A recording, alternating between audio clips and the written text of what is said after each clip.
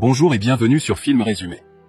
Aujourd'hui, je vais vous montrer un film de science-fiction, de romance et de drame de 2020 intitulé Voyager. Spoiler à venir. Attention et prenez soin de vous.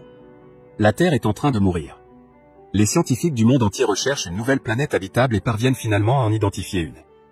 Le voyage vers la planète dure 86 ans, et on décide d'envoyer une mission de reconnaissance. Les passagers se reproduiront sur le vaisseau, et la troisième génération à bord atteindra la planète. L'équipage est génétiquement modifié sur Terre en combinant les gènes des plus grands scientifiques. Plus l'équipage est jeune, et moins ils auront besoin de ressources pour survivre. Mais un scientifique, Richard, s'inquiète de leur manque d'expérience. Il suit leur éducation de près, et couche Christopher, Stella et Zach dans leur lit. Les enfants sont apeurés, mais Richard les réconforte. Le décollage approche, et Richard demande à partir avec les enfants pour continuer à les élever. Sa demande est acceptée. Richard jette un dernier regard à la Terre, et le vaisseau, appelé Humanita, décolle. 10 ans plus tard, les enfants sont maintenant adultes et on les voit démarrer leur journée sur le vaisseau. L'équipage passe ses journées de manière robotique et boivent tous les jours un liquide bleu étrange. Christopher, Stella et Zach se baladent dans le vaisseau, et quelqu'un urine sur les plantes. Le lendemain, Richard et Christopher vérifient l'état des plantes et un message sur la toxicité dans l'eau apparaît à l'écran. Richard le rassure mais Christopher reste sceptique. Il en parle à Zach et ils effectuent des recherches. En contournant des sécurités, ils finissent par découvrir la vérité. La toxicité provient du liquide bleu qu'ils boivent, qui contient une drogue qui les rend dociles, et réduit leurs désirs et émotions. Ils sont drogués et pacifiés afin qu'ils ne se reproduisent pas naturellement et qu'ils ne surpeuplent pas le vaisseau. Tous les deux arrêtent de boire le liquide bleu et expliquent tout à Kay et Julie. Plus tard, Christopher confronte Richard, qui avoue leur avoir menti sans donner les raisons. Il envoie ensuite immédiatement un message à la Terre pour tout avouer à l'équipage de garder leur confiance. Mais le message prendra du temps à arriver. Le lendemain, Zach commence à regagner ses émotions. Il se met à désirer une fille, et finit même par se battre avec Christopher. Ils entendent des bruits dans le vaisseau et se rendent dans une salle d'observation pour comprendre la raison. Ils pensent que cela pourrait être extraterrestre. Zach voit Richard toucher l'épaule de Stella et devient jaloux. Ils perdent le contact avec la Terre et Richard les informe que leur émetteur doit être réparé. Les préparatifs sont en cours alors que Zach voit Stella et s'approche d'elle à nouveau. Il commence à la toucher de manière inappropriée, avant que Richard ne le repousse. Richard voit Phoebe et Christopher sur le chemin, qui lui annoncent avoir arrêté de prendre le liquide bleu. Ils se disputent, mais Richard leur dit que le médicament a été mis en œuvre pour arrêter précisément le type de comportement observé chez Zach. Il demande à Christopher de l'aider à réparer l'émetteur. Ils sortent du vaisseau, et Richard commence à réparer l'émetteur. On entend à nouveau des bruits étranges dans le vaisseau, et l'équipage s'agite. Tout à coup, quelque chose apparaît sur l'écran. Ça blesse Richard, le projetant loin du vaisseau. Un incendie dans la salle de contrôle démarre. Des dysfonctionnements apparaissent sur tout le vaisseau. Christopher amène Richard à l'infirmerie. Ils essaient de le réanimer, mais c'est la médecin-chef le déclare mort. Plus tard l'équipage parle de ce qui s'est passé. L'un d'eux dit qu'il a vu une force à l'écran sautant sur Richard, comme extraterrestre. Les systèmes redémarrent et l'équipe vérifie les vidéos de surveillance mais toutes les images ont été détruites par l'incendie. Dans la salle du système ils doivent choisir un chef pour remplacer Richard. Zach dit qu'il devrait être chef mais les autres disent qu'ils ont besoin d'une élection. C'est finalement Christopher qui est élu.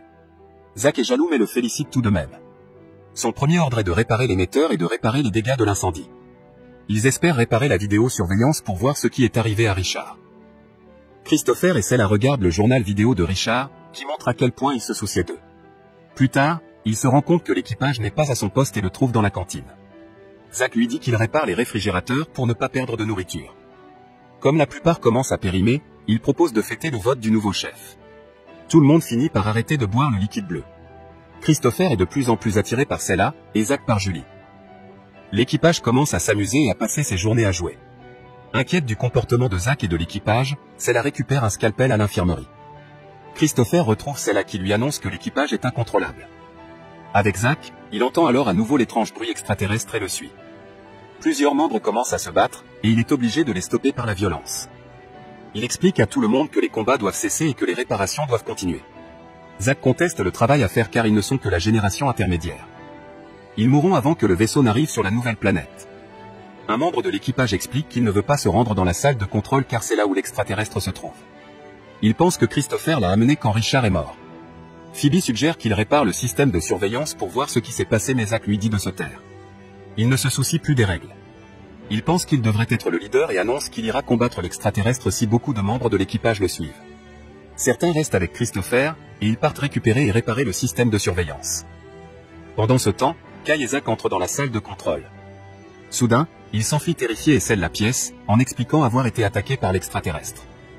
Christopher vérifie les images, et se rend compte que c'est Zach et Kay qui ont tué Richard en l'électrocutant. Ils ont menti sur l'extraterrestre. Le groupe décide de ne rien dire pour le moment jusqu'à ce qu'ils sachent quoi faire. Plus tard, Zach les invite à une fête dans la cantine. Le groupe de Christopher arrive alors que les autres mangent déjà. Lorsqu'il s'assoit, il se lève et se proclame nouveau chef. Christopher se lève alors et lance les images de l'incident.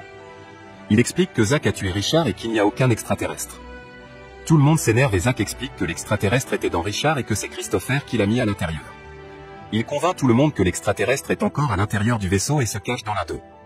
Il les met les uns contre les autres et ils commencent à se battre. Il se persuade alors que c'est l'homme d'équipage qui travaille dans la baie médicale et il commence à lui courir après. Christopher tente de le défendre mais il le bat l'homme à mort. Christopher emmène son groupe en lieu sûr sur le vaisseau alors que le groupe de Zach part s'armer. Alors qu'il commence à abandonner, Christopher comprend que Richard avait caché des armes sur le vaisseau, dans un pod secret. Il part le trouver et en essayant de l'ouvrir, une alarme se déclenche. Christopher part chercher des outils pour ouvrir le pod, mais le groupe de Zach le précède. Ils trouvent les armes et partent attaquer le groupe de Christopher. Celle dit à son groupe de ne pas résister alors qu'ils traînent Christopher. Phoebe apparaît et leur demande s'ils sont devenus fous. Soudain, Kay la tue au grand choc de tout le monde. Christopher et Cella s'enfuient et enfilent une combinaison spatiale. Zach les poursuit et se bat avec Christopher. Il finit aspiré dans l'espace. Ils reviennent à l'intérieur et annoncent que Zach est mort. Tout le monde dépose les armes. Quelques jours plus tard, l'équipage déjeune à la cantine. L'équipage vote à nouveau pour un chef et élise Cella. Elle décide qu'ils voteront toutes les actions et qu'ils ne reviendront plus jamais au liquide bleu. L'équipage reprend la réparation du vaisseau, apaisé. Cella devient enceinte de Christopher, et le bébé naît quelques années plus tard. On peut le voir courir sur le vaisseau et rejoindre d'autres enfants. Ces enfants grandissent sur le vaisseau alors que la génération précédente vieillit. Le film se termine alors que le vaisseau se pose 86 ans plus tard sur la nouvelle planète. Les multiples générations de passagers admirent leur nouveau foyer. Assurez-vous de vous abonner pour pouvoir regarder plus de résumés de films comme celui-ci.